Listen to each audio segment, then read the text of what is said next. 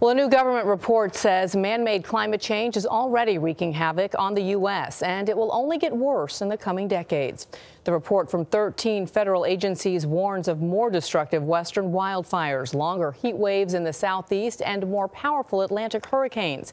It says climate change could shrink the U.S. economy by hundreds of billions of dollars by the end of the century. Tony Dokoupil is at a Midwest farm already struggling with the effects. He's in Versailles, Indiana. Tony, good morning. Good morning. Well, it might seem a little bit odd to cover global warming while standing in a heavy coat, but here in the Midwest, the concern is not just about higher temperatures, but a large and costly increase in precipitation. What you're looking at here is a field of ruined soybeans, too wet to harvest. And the farmer you're about to meet says he's lost 20 acres this way, all a casualty, he says, of climate change. It's like chewing gum, they're just too wet. Jim Benham says he doesn't need a PhD to know that things have changed. When we have a rain event, we're not getting an inch, we're getting 2 and 3 and 4 inches. This year, many of his soybeans are too soggy to harvest. They'd turn to paste if he tried. And what's worse, the 67-year-old farmer says all this rain isn't just bad luck. He believes it's climate change.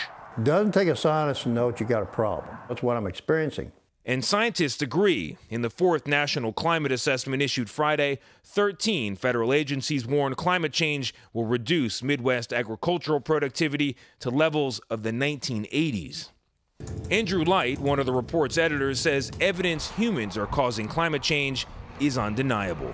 The part of the country that's going to get worse fastest is actually the Midwest, which is the breadbasket of America.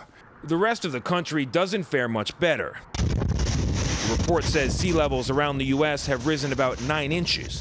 By 2090, rising seas could cause $118 billion in property damage every year. Heat waves now last more than 40 days longer than they did in the 1960s. By 2090, outdoor workers could lose $160 billion in wages from extreme heat. In 2015, wildfires burned more than 10 million acres. That's larger than the state of Maryland.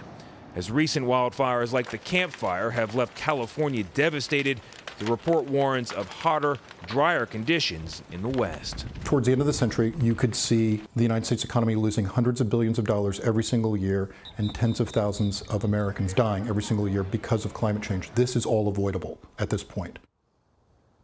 Avoidable in theory. President Trump has said that man-made climate change is a very expensive hoax. And last year, he pledged to pull the United States out of the Paris Climate Accords. That's a global agreement to actually do something to slow global warming. Now, the authors of this report, a report put out by the Trump administration, oddly enough, say that for every dollar spent addressing that warming, you can expect a savings of $3 to $7.